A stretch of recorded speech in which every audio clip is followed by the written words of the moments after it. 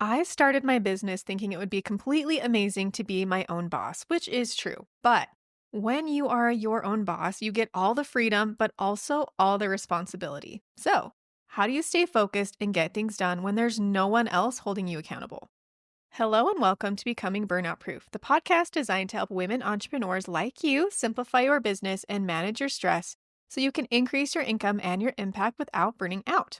I'm your host, Meg Bingham, a marketing funnel strategist and certified stress management coach, and I know firsthand how difficult it can be to grow a business in the margins of your day.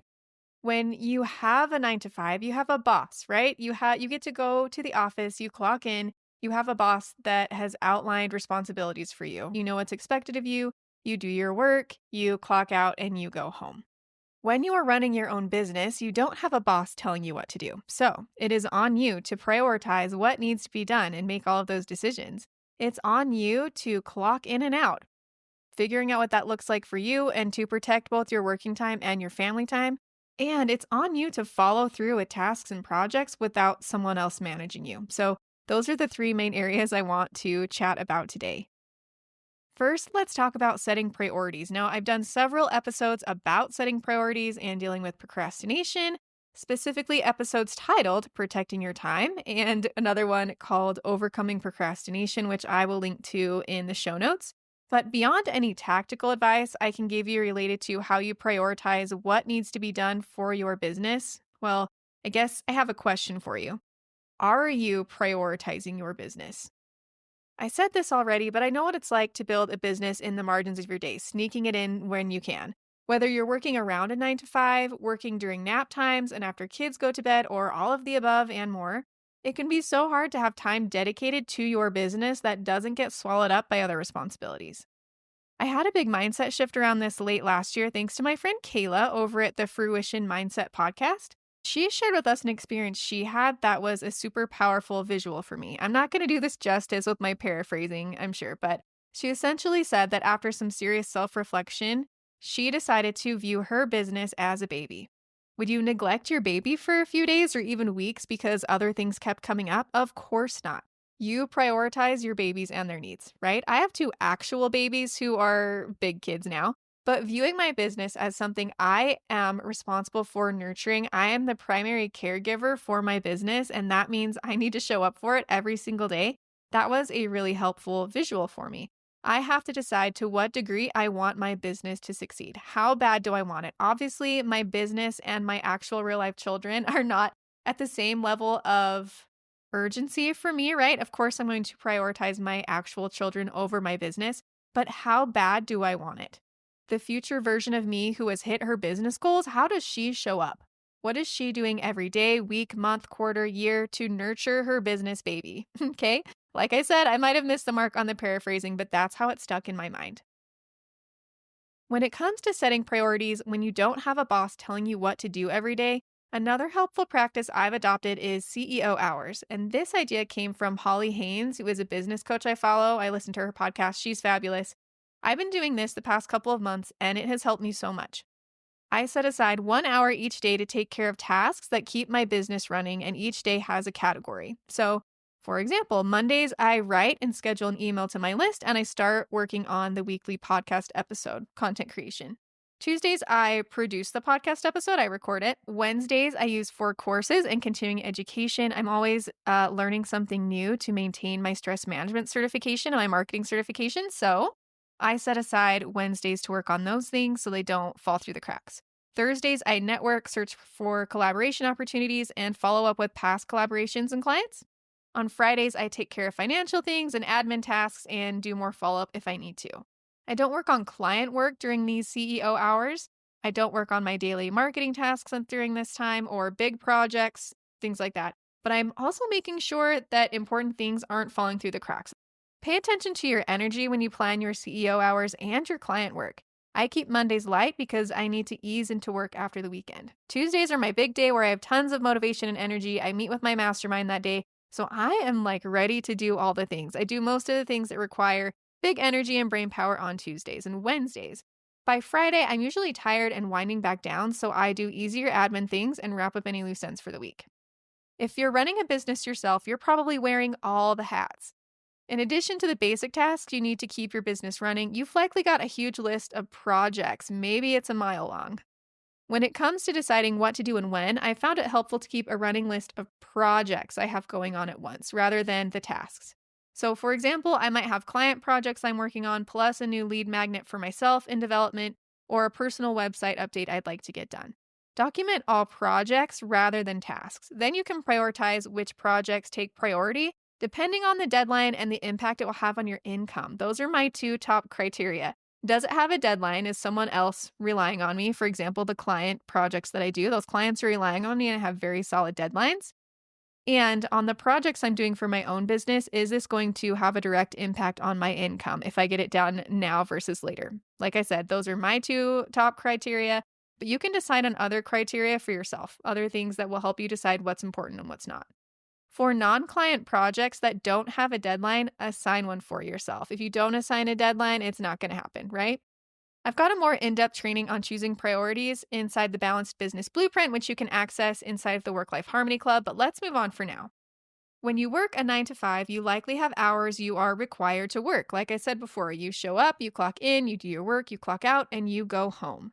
When you are running your own business, I probably don't have to tell you this, but when you're running your own business, you don't have the luxury of clocking out. You might feel like you always have to be on. It can be really, really difficult to shut off your business brain when you're ready to be present with your family because all of that responsibility rests on you. If you happen to work from home, you don't get the decompression time you'd normally get on a drive home from work if you were working in an office. So, what do we do about it? First, it's very important to set boundaries. I know, people talk about this everywhere all the time. Boundaries are important, but I'm serious. We know it's important and we still don't do it. So that's why I'm bringing it up. Especially if you're working with clients, having clear boundaries in place will protect you from burnout and help you to better protect your time. That's working time and family time, all of the time. Here's an example of a couple boundaries I set with my clients. Email is my primary communication platform. I make sure all of my clients know this. They also know that I will respond to my emails within 24 business hours. That does not include weekends. They don't expect responses on a Saturday or Sunday. I do make exceptions for if I have clients within a certain window of a funnel launch, if they are running ads to something or they're in the middle of a big launch, I let them know how to contact me in case of an emergency, like a broken link. That's all an emergency means in my line of work, right? But it can be a big deal. So I just make sure that my clients know very clearly when they can use that emergency contact and what that looks like. I do not ever give clients my phone number, not even for emergencies. I've set up Slack channels, Google Chats, and Messenger chats, but my phone is for friends and family. If you're running a type of business where a phone number is necessary, there are affordable business phone options like Google Voice. If you still want a phone number but want to reserve your personal phone number for friends and family, there are options. I also turn off all email notifications. I have time set aside every day to check emails, so I don't need notifications interrupting focused work or family time. Boundaries aside, like we've mentioned, it can be super hard to turn our brains off at the end of a workday. In that case, it becomes very important to decide what designates the end of your workday. When you work a 9 to 5, like we said, you have the benefit of clocking out and taking a drive home. Creating an intentional transition between working in your business and stepping into another role is a powerful way to help shift your brain and body into mom mode or partner mode or whatever other mode you are shifting into in the moment. I've talked about this on the podcast before, but I like to picture old school Mr. Rogers. Remember him? He's one of my favorite people ever. If you're an elder millennial like me, he was probably part of your childhood. At the beginning of each Mr. Rogers episode, he would tie up his shoes and pull on his red sweater. At the end of the show, he takes off his shoes and the red sweater and sings a goodbye song, and that was a signal that the show was over. If you are working from home, what could that transition look like for you? I'm lucky enough to be able to work in a dedicated office space, so my transition at the end of my working time period, which varies from day to day, I don't work at the same time every day, I don't work the same number of hours every day, but my transition when I'm closing up a work session looks like shutting my laptop, turning off the light in the office, and closing the door. That helps my brain shift out of work mode and into mom mode. So you get to decide what that transition looks like for you. And you can make it work even if you work from the kitchen table, all right? You can decide what an intentional transition looks like for you. Okay, we've talked about setting priorities and boundaries and creating intentional transitions. Now for the final point I wanted to discuss today, How do we follow through with things when we don't have a boss assigning deadlines, checking in, or looking over our shoulder? This is a tough one. Sometimes it's just tough to follow through for any number of reasons. So, how do we set ourselves up for success as much as possible?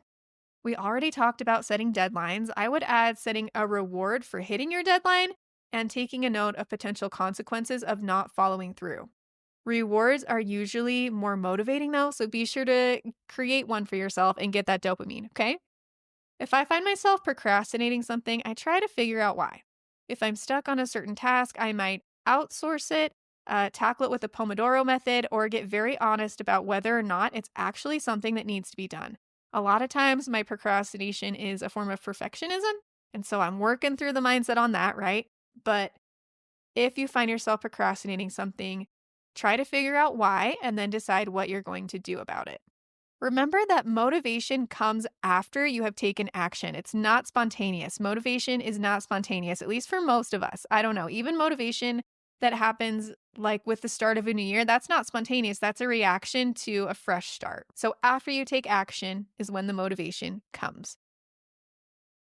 I don't love the term eat the frog when people say if you have something that you're dreading doing, just get it over with, get it done. My brain resists that so hard, fights it so hard. So, what I do instead of eating the frog is I sort of ease into the hard task. If you need to start with something easier first and work your way up to the big ugly one, do that. Get motivation after taking action. Build yourself some momentum so that you're ready to tackle that more difficult task after you've already had a couple of wins.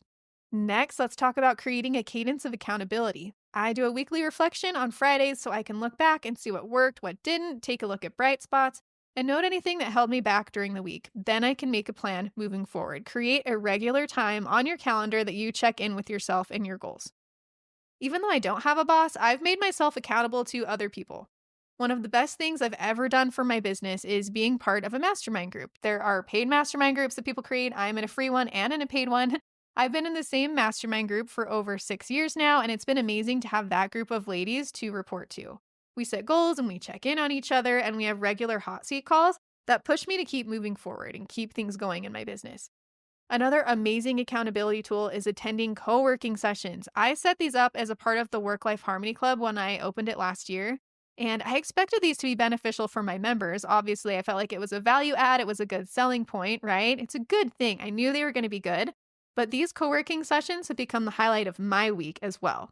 A couple of times a week, we get together on Google Meet, we share a bit about what we're working on, and use the Pomodoro method for silent, focused work sessions.